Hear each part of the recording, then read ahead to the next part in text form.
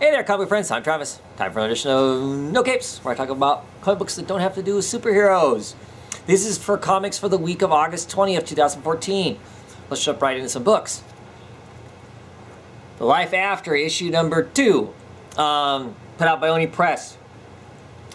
I'm still really enjoying this. I'm curious to see where it's going to go to. Our main character, Jude, gets filled in better on where he's at. He's in a realm of the afterlife. The realm of the afterlife he is in is where all the people who commit suicide are at. He has a large conversation with Ernest Hemingway, who kind of seems to be a little more with it than some of the other people who are in this realm. There's some confusion because Jude does not remember killing himself. He's pretty sure that he didn't, so he's not sure exactly how he ended up where he's at. There's some discussion about his powers. This power that he draws, where he kind of gets a history off of people. He uses that power on one of these people who are jumping off a bridge, because they just repeatedly keep jumping off a bridge because that's what they do every day. Because they're kind of stuck living their life over and over again. Those final moments of their final parts of their life. And he sees this really sinister stuff going on, or he thinks the sinister stuff going on. He wants to shut down this whole machine that's going, this whole afterlife universe thing and whatnot. Ernest Hemingway seems all for that, but also isn't very impressed with Jude, because Jude just can't seem to wrap his head around a lot of the stuff that's going on, whereas Hemingway obviously has had a lot of years to figure that out. They get attacked by some creatures. They kind of dodge down through the streets, and they end up in this kind of in-between realms. So they're not quite in the realm where all the suit people are, and they're not someplace else. The first issue, they hinted that there were people watching them. There were people like in an office or like a airport tower kind of a thing, watching everything that's going on. They are definitely confirmed that part's there. We get to see them watching to see what's happening. They basically throw up a big red alert that this Jude person's kind of screwing with stuff. They call in their supervisors. The supervisors go, oh, crap, is it really him? They show up in front of a door. Go inside, it's the boss's door. It's this big Omega symbol on it. And inside it's like, oh crap, there's bad stuff going down. We think your son's returned, and he's making everything go to hell. And Dad is this crazy, spoiler, wrecking this comic, is this crazy blob here hooked up to machinery and stuff. That is Dad. Cover to issue number 3. Come on. You want the comic just by looking at that cover.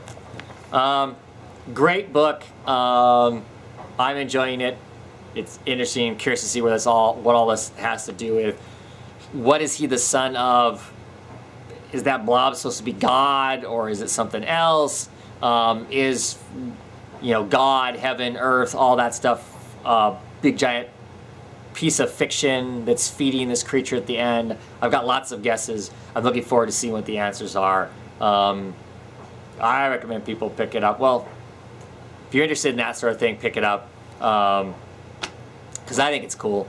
Yeah, looking forward to what the answers are to lots of my questions and lots of my speculations. Fade Out, issue number 1. Awesome new comic by Ed Brubaker and Sean Phillips. After they've come off of their Fatale book, we jump right into another noir set in the late 40s of Hollywood. Seems to be our main character as a screenwriter who's woken up from a wild night of drinking, we're assuming. He wakes up in a bathtub and can't remember what happened the night before. Finds the body of a starlet of the movie that he's been working on dead. She seems to have been strangled. He leaves the crime scene, hides that he was there, leaves the crime scene, and then more stuff unfolds. There's a cover-up around her death. He's trying to put the pieces together of his memory to try and figure out for himself what it is. Don't know exactly where the book is going to go. That's one of the beauties of it, is to read it to find out where the story is going to go. Gorgeous artwork in it, wonderful setting. You kind of feel like you're there. Quite enjoyable. The characters, despite seemingly being fairly stereotypical, each one fills a niche. They actually have breadth to them. They don't feel cardboard. So it feels like it's hitting the noir notes that it needs to, but doing them in a fashion that doesn't feel too cliche-ish or lifeless. So great stuff. And you know, the first issue I believe was either $2.99 or $3.50, but it's a double-size issue. You can't really go wrong with that. I'm not finding a $3.50. Yeah, $3.50, but still worth the money, I think, as lots of independent books are at that higher price. The Wicked plus the Divine, issue number 3. I'm still really enjoying this. I understand some of the criticism behind it about being just a little too smart or a little too hip for its own good. I do feel like, to some degree, we're looking at these creators kind of like interpersonal circle on their own philosophy of a lot of stuff. And not that they're telling you an inside joke, but that sort of a thing. They're telling you kind of an inside thing, and because we're not in the inside, sometimes you feel a little bit on the outside and unsure whether or not you're getting some of the joke, even though joke's the wrong word, what they're trying to tell me. I still really like it though. I like the Morgan that's in this. I like that whole aspect. There were some great little moments in this of our main character, because the whole thing is pretty much being told through a mortal person amongst these gods and godlings. She has an interesting, her interaction with her parents, to me anyway, felt fairly familiar as far as, you know, young adult or older teen having gotten in trouble with the police. You get home, you get chewed out, and you know, she feels like it's not enough. They're not giving her enough of what she needs, so she's looking for it someplace else amongst these gods and whatnot. Interesting. I'm by no means going to say I get it all right now. Anything I've read by these guys in the past, Gillian and McKelvey, their work I've read in trade, so I've been able to read large doses at once and consume it and put it all together all in one shot. This one, of course, is monthly, so the pieces aren't coming together as quickly, but I still like it. I love that hipness to it, and that kind of, I feel like we're on the verge of this special pop culture thing in and of itself. And I know I'm not putting my finger on it exactly, but there's something about that that I enjoy, even though I'm not always hip to exactly what's going on. And maybe that's my problem, I use the word hip, right? BPRD Hell on Earth, issue 122, says it's a jumping on point. It's a jumping on point in the fact that it's a new story arc. Certainly, it's new reader friendly from that aspect. What it's not new to reader friendly really is, and of course continues to be, in the fact this is a huge universe and nothing stops in this universe. They may be telling you a side story that you can get in on, but what's happening in the greater world is not explained in here at all. And I would think that would be confusing to a new reader in some sense. But I will continue to say, either go back and pick up the trades and enjoy the hell out of this whole thing in trades, or if you think you want to pick it up in singles, just pick it up in singles. Start here. Ask questions if you don't know. And get in for an awesome ride. I don't think the book is ever bad. You know, it has some books that are fine, but it never feels like it falls into the mediocrity that a lot of other long serialized books fall into and on. I enjoy every issue. Every issue has interesting stuff in it with interesting characters doing interesting things. So, as always, I can never not talk highly enough about it. Stray Bullets Killers, issue number 6. We're back with our character with the fake leg and his runaway girlfriend who's currently living with her aunt. The last time we saw these people, she had basically come down really hard on her uncle, who's a manic depressant, and ended up killing himself a few issues ago. The story kind of picks up from there in this issue. We get to see some more of their dealings and how they're trying to figure out stuff, and some of her past rears its head in this, which is really interesting. Continue to love the black and white art that's in it, the storytelling that's in it. It continues to be basically kind of a painful, messed up story of messed up people trying to get through life with the tragedies and the deaths that roll around them. Not a happy, feel-good story in lots of ways, but still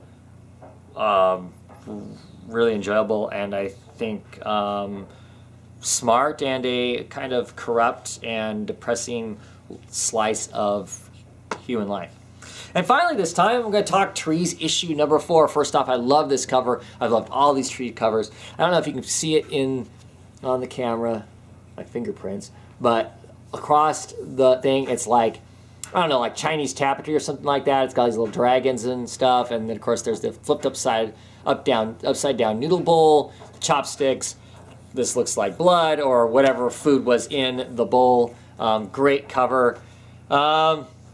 This issue moves us back more towards the whole scientific story. To start at the very beginning, we get this still the personal story. We're in China. We deal with the transgender character who's a neighbor across the street from this young teen artist who's come to the big city. She drags him out across the city, exposes him to some more stuff, gets him to, there's like a giant art house studio that they work at. He has his own place there. That's all going to be really interesting. And then the second half of the book drops us back into the all the sci-fi aspect that the first issue had. So we had the first issue, issue number 1, had lots of sci-fi stuff that set up all this stuff and kind of gave us glimpses of the places, but it really was more excuse me, of the sci-fi bent. Then we get issue 2 and 3 that really had to do just with people living in this kind of near future kind of a thing. Seemed to be more of a human aspect kind of a story, and then part of this is a human aspect, and the second half we go back into the science fiction part of it. These black plants that have been growing in the Antarctic. They've discovered that there's, not only are they organic, there's some mineral base in them. There's actually this foiled circuitry potentially in there. It jams equipment. So there's some discussion around that, and also we have the makings of a seriously something going on. In Somalia is the shortest one of these alien trees that have planted themselves down in on the Earth. The military has decided to take action against this one. They've actually dropped like militarized drones on top of this tree in an attempt to attack it or take it over or do something we're not sure what. For me, I just had this sense of, oh shit, during that moment. These things have been pretty, pretty benign. They haven't really spread out or caused any sort of real problem other than if you live right with them and they dump their waste out of some sort. But this could be like potentially kicking a hornet's nest of something that doesn't seem to really care whether people exist or not. So why would you do something to suddenly make them decide to care that you're there? Pretty terrifying, I think, and really excellent. Really great book. Excited every time this comes out. Jason Howard's art, he's such a great storyteller. He does these, just great pictures. The depth of the pictures, the amount of stuff that's going on. I mean, just this opening one-page spread here of the streets of this place in China is just incredible. I can open it up and look at that multiple times. There's just so much kind of going on in the background and right up to the foreground. Just really, really great stuff. Just amazing. I really, really like it. One of my favorite books out right now. And yay. And on a positive note. And with that, I will catch you next week talking about more comics. Have a great one.